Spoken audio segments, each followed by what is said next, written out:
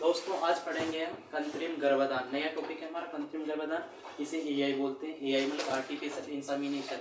इसका मतलब होता है कृत्रिम रूप से जेनिटल ऑर्गनों में वीर्य को छोड़ना। जैसे हम सर्विक्स में तो लैंड वोन मानते हैं, गाय भैंस का, और घोड़ी में मानते हैं, हम फोन को मानते हैं। इसी तरह हम पढ़ेंगे कृत्रिम गर्भाधान। कृत्रिम गर्भाधान सबसे पहले कृत्रिम गर्भाधान कुतिया में किया गया था। सबसे पहले किसमें किया गया था? कुतिया में इटली में लार्जो नामक वैज्ञानिक द्वारा किया गया था सबसे पहले।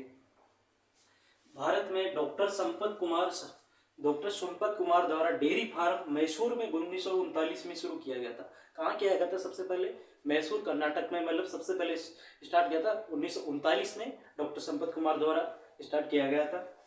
भारत में इसका श्रेय भट्टाचार्य जी को माना जाता है।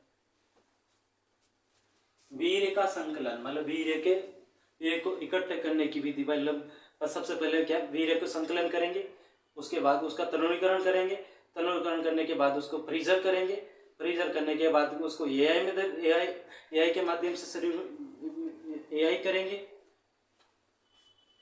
सबसे पहले वीर्य को संकलन मतलब वीर्य को एकत्रित करने की प्रमुख विधि।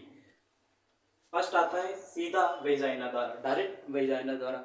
बुल का क्रॉस वेजाइना में, मतलब बुल का क्रॉस मादा में करवाया जाता है और वेजाइना से चम्मच के माध्यम से ये वीर्य इकट्ठा किया जाता है।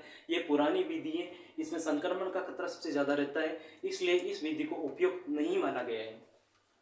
दूसरी विधि है इलेक्ट्रो एजुलेशन विधि। यह भेड़ एवं कुत्ते में की जाती है। इसमें करंट लगाया जाता है, 2 से 3 सेकंड तक करंट लगाया जाता है, जिससे जेनिटल ऑर्गनों में उत्पन्न होती है, वीर्य का स्थानांतरित होता है। तीसरी विधि है कृत्रिम गर्भाधान विधि, कृत्रिम योनि द्वारा। कृत्रिम योनि द्वारा जब हम करते हैं तो इसमें कृत्रिम योनि, जिसमें इसका टेम्परेचर होता है 39 से 41 सेंटीग्रेड। इसमें कृत्रिम योनि जैसे कॉन्डम जैसा ऐड की आती है, कॉन्डम टाइप की आती है। ये भी कृत्रिम योनि जो इसके माध्यम से गाय को एक डमी बफेलो या डमी गाय ले लेते हैं, उसके माध्यम से उसके ऊपर माउंटिंग करवाई जाती है। माउंटिंग करने के बाद कृत्रिम योनि को उसको लगा दिया जाता है। कृत्रिम योनि का टेम्परेचर 39 से 41 सेंटीग्रेड होता है। कृत्रिम योनि में हम पहले उसके अंदर पानी भरते हैं गर्म 39 से 41 सेंटीग्रेड पर, फिर उसका तनुकरण होते हैं, फिर उसको लगाते हैं। इसके बाद करते हैं तरुणीकरण में हम सबसे पहले लेते हैं अंडा को क्यों लेते हैं? क्योंकि ये बाहरी जीवाणु या विषाणु से उसको बर्फ से बचाए रखता है। दूसरा लेते हैं साइट्रिक अम्ल, तीसरा लेते हैं प्रीसिस मिल्क। ये 25 से 30, और इसमें शुक्राणु में संख्या कितनी होती है? 25 से 30 मिलियन होती है। 25 से 30 मिलियन,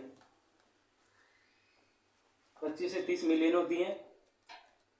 और इसकी लंबाई कितनी होती है? कृत्रिम योनि की लंबाई होती है 60 सेंटीमीटर।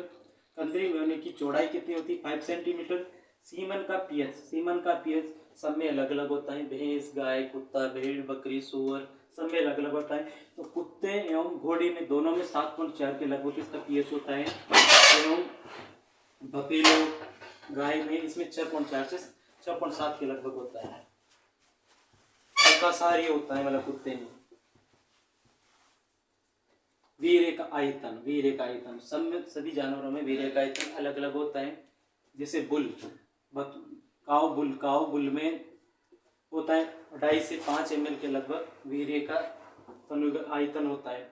बफेलो बुल में 2.5 से 5 ml के लगभग इसका भी आयतन होता है। हॉर्स में सबसे ज्यादा होता है, लगभग 30 से 250 ml के लगभग इसका आयतन होता है। एवं मेढा में 0.7 से लेकर 3 ml के लगभग इसका आयतन होता है। पिग में सबसे ज्यादा आयतन होता है, लगभग 250 से 300 ml के लगभग वीर्य का आयतन होता है। एआई क्यों करते हैं? इसके लाभ क्या है? तो मतलब जैसे कोई मादा विकलांग है तो उसके एआई कर सकते हैं, क्योंकि उसमें माउंटिंग नहीं कर सकता पशु, क्योंकि वो गिर जाएगी। इसके लिए मतलब विकलांग मादा के लिए सबसे उपयुक्त है। मतलब 1 से अधिक, जैसे कृत्रिम गर्भाधान द्वारा हम कितने को कर सकते हैं? 1000 के लगभग कर सकते हैं। 1000 मादाओं को गर्भधान करवा सकते हैं, और प्राकृतिक के द्वारा हम लगभग 8 से 10 मादाओं को ही करवा सकते हैं। 80 से 100 8 से 10 मादाओं एक महीने की, मतलब वर्ष में 100 के लगभग करवाते हैं, वर्ष में 100 के लगभग मादाओं करा सकते हैं, क्योंकि इसको एक जगह से दूसरी जगह भी उपयोग कर जा सकते हैं। जैसे मेढा, वहाँ का हरियाणा का होता विक्रम मेढा, उसका विदेशों में भी यूज होता है। जैसे हम एचएफ का लिया है, एचएफ का सीमन देश से विदेश में भी कृत्रिम गर्भधान में उपयुक्त रहती है। कृत्रिम गर्भधान करने के लिए सबसे पहले हम करते हैं rectal palpation. Rectal palpation, rectal palpation करते हैं। रेक्टल पाल्पेशन के द्वारा हम सर्विक्स ग्राफियल फॉलिकल को देखते हैं कि इसमें ये हिट में है या नहीं है। तो ग्राफियल फॉलिकल को देखने के लिए हमें ऐसी संरचना दिखे कि ये है हमारा ग्राफियल फॉलिकल, इस पे छोटे छोटे ऐसी संरचना, बटन जैसी संरचना हमारे होते शर्ट के बटन की जैसी संरचना दिखाई देती है। जब हमें पता चलता है कि ग्राफियल फॉलिकल बड़ा हुआ है, स्टस में आया हुआ, स्टस में आने के काफी लक्षण है। स्टस के लक्षण, उसके म्यूकस मेम्ब्रेन का स्त्रावन होगा, म्यूकस मेम्ब्रेन का स्त्रावन होगा, म्यूकस मेम्ब्रेन का स्त्रावन होता है। वेलोइंग पशु वेलोइंग करने लग जाता है, वेलोइंग करता है, जिससे हमें पता चलता है कि पशु हीट में है। इसमें एआई करते समय यह ध्यान रखा जाता है कि सबसे पहले हम थ्रोइंग, मतलब एआई में हम NL2 जार होता है ना, liquid nitrogen jar, liquid nitrogen jar का टेम्परेचर होता है 196 -196 सेंटीग्रेड। अगर फ़ारेनहाइट में पूछे आपसे 320 फ़ारेनहाइट के लगभग होता है, 320 फ़ारेनहाइट के लगभग होता है, 320 फ़ारेनहाइट के लगभग होता है। NL2 जार को सीमन स्ट्रो होती है, इसमें सीमन स्ट्रो भी 2 प्रकार की होती है। फ्रेंच सीमन स्ट्रो, जिसका 0.25 ml होता है। देखिए एक होती है जापानी सीमन स्ट्रो, इसका 0.25 से लेकर 0.5 ml तक होता है। इंडिया में ज़्यादातर फ्रेंच सीमन स्ट्रो यूज करी जाती है, क्योंकि ये इसका सबसे बेस्ट है। अब ये सीमन प्रजनन पर आपसे पूछ ले, सीमन बैंक कहाँ है? राजस्थान में सीमन बैंक बस्सी में, बस्सी जयपुर में। मतलब एआई करने का टारगेट ऑर्गन, मतलब कहाँ करते हैं टारगेट ऑन, किस किस पशु में कौन सी जगह किया जाता है। जैसे गाय का बोले तो सर्विक्स, भैंस का भी सर्विक्स होता है, गाय भैंस दोनों का सर्विक्स होता है, रेनवारक ऑर्गन, जिसमें हम सीमन को छोड़ते हैं। उस पर सीमन छोड़ने के लिए एआई कैसे तैयार करें, एआई गन तैयार करने की विधि।